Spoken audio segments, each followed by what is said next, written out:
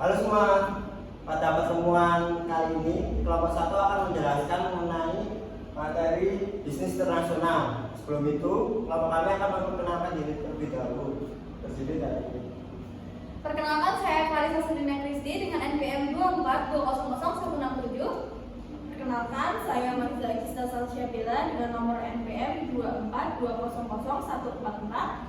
Perkenalkan, saya Karissa Rustadewi dengan NPM 24200155. Perkenalkan, saya Petrus Tamin Berdianati Nugraha dengan NPM 24200128. Perkenalkan, nama saya Aisyah Aurelia Alifa dengan NPM 24200168. Perkenalkan, saya Kalista Rustadewi dengan NPM 24200156. Perkenalkan, saya Dimas Kisaribo dengan NPM 24200129. Langsung saja, untuk yang pertama ada pengertian bisnis internasional. Apa itu bisnis internasional? Bisnis internasional itu semua kegiatan ekonomi yang dilakukan individu, perusahaan, ataupun pemerintah antar negara.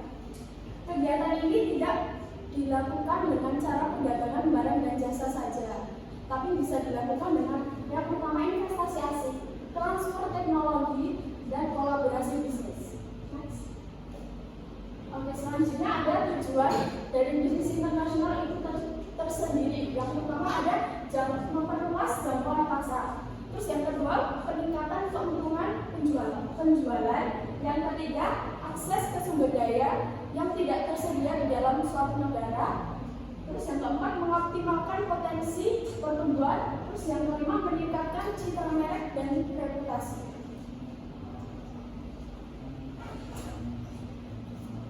Oke, jadi di sini ada karakteristik dari bisnis internasional. Yang pertama itu ada penggunaan mata uang yang berbeda. Yang kedua, perbedaan dalam sistem hukum. Yang ketiga, ada budaya yang berbeda. Yang keempat, ada letak geografi antar negara yang berbeda. Dan yang terakhir, ada perbedaan dalam ketersediaan sumber daya. Tentunya di sini banyak perbedaannya ya, karena memang setiap negara itu memiliki karakteristik masing-masing. Next. Di sini ada aktivitas dari bisnis internasional. Yang pertama itu tentunya ada kegiatan ekspor dan impor.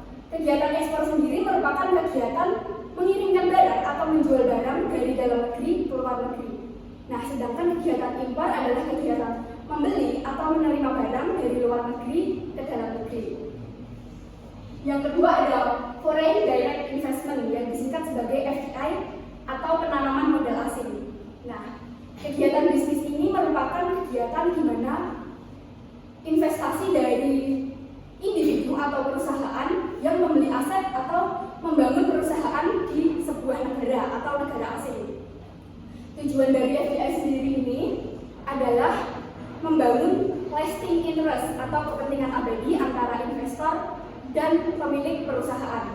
Contoh dari perusahaan FDI sendiri ini ada perusahaan Samsung, perusahaan Unilever, dan perusahaan Toyota. Yang ketiga ada foreign portfolio investment yang disingkat sebagai FPI. FPI ini merupakan bisnis di mana investor menanamkan modalnya di saham dan obligasi pada perusahaan luar negeri. Investor dari FPI ini memiliki resiko yang lebih rendah daripada FPI karena mereka tidak mengurus atau mengelola secara langsung perusahaan yang mereka investasikan. Dan yang terakhir ada waralaba internasional. Waralaba internasional ini merupakan sistem bisnis di mana pemilik perusahaan atau yang disebut sebagai franchisor memberikan izin kepada pihak lain atau yang biasanya kita sebut sebagai franchise. Nah, nantinya franchise ini nanti akan mengelola perusahaan tersebut di negara asing. Namun tentunya tetap dengan nama perusahaan dari pemilik perusahaan.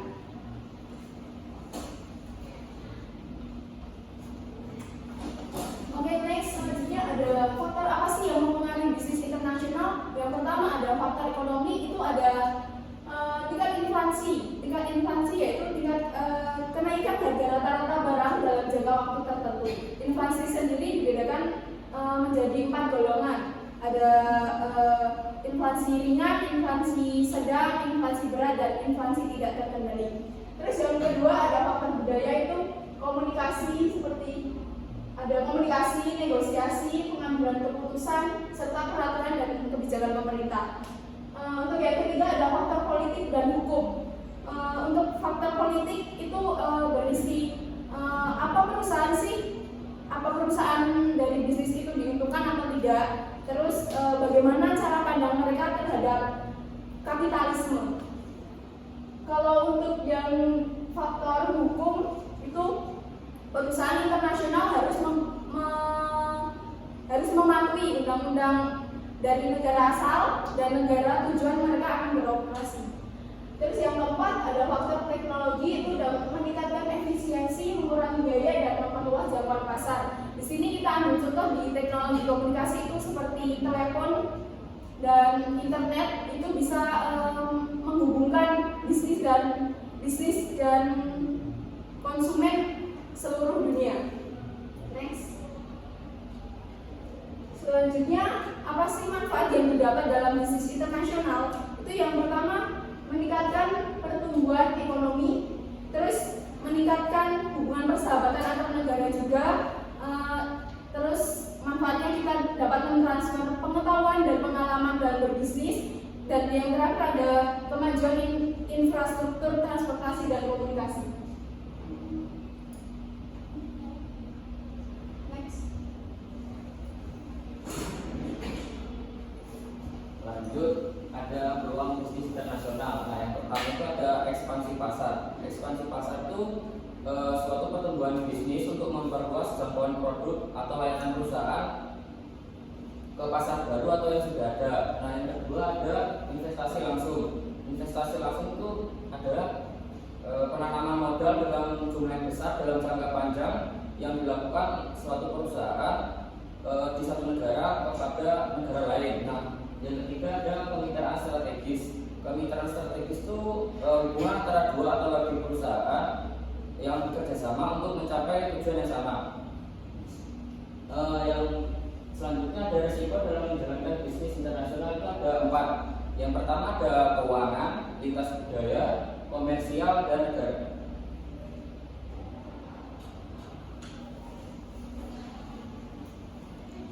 Nah, sebelumnya tadi kan sudah dibahas mengenai resiko dan peluangnya.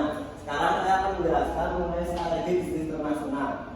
Langkah pertama dalam melakukan bisnis internasional, seorang perusahaan atau seseorang harus melakukan riset pasar yang mendalam. Riset pasar ini akan memudahkan seseorang dalam membuat suatu bisnis internasional. Yang kedua yaitu menyesuaikan budaya dan bahasa yang akan digunakan.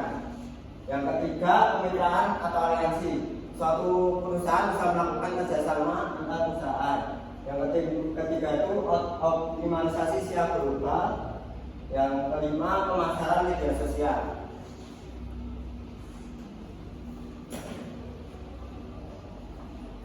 Ya, selanjutnya ada contoh sederhana bisnis internasional. Yang pertama ada Indonesia menjual ke kelapa sawit ke luar negeri. Dan yang kedua ada Indonesia menjual pasir ke negara Singapura. Dan yang ketiga ada Indonesia membeli HP dari Cina atau negara lainnya. Yang terakhir Indonesia membeli laptop atau komputer dari negara lainnya.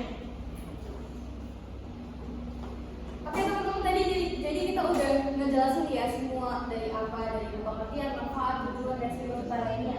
Nah, jadi kesimpulan dari presentasi kita hari ini yaitu bahwa bisnis internasional adalah kegiatan ekonomi antar lintas negara yang bertujuan untuk memperluas jangkauan pasar, meningkatkan keuntungan dan memanfaatkan sumber daya alam yang ada untuk secara global. Nah, selain untuk mendengarkan memperluas pasar, memberikan keuntungan dan lain-lain, bisnis internasional juga memiliki resiko dan berbagai tantangan.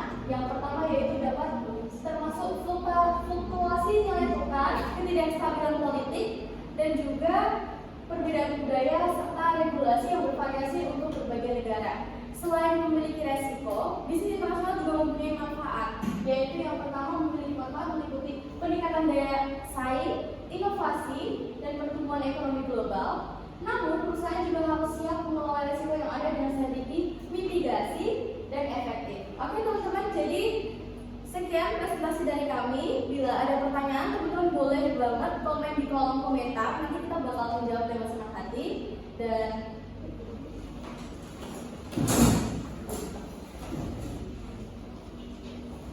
sesuai Sesuatu yang dimulai pasti diakhiri.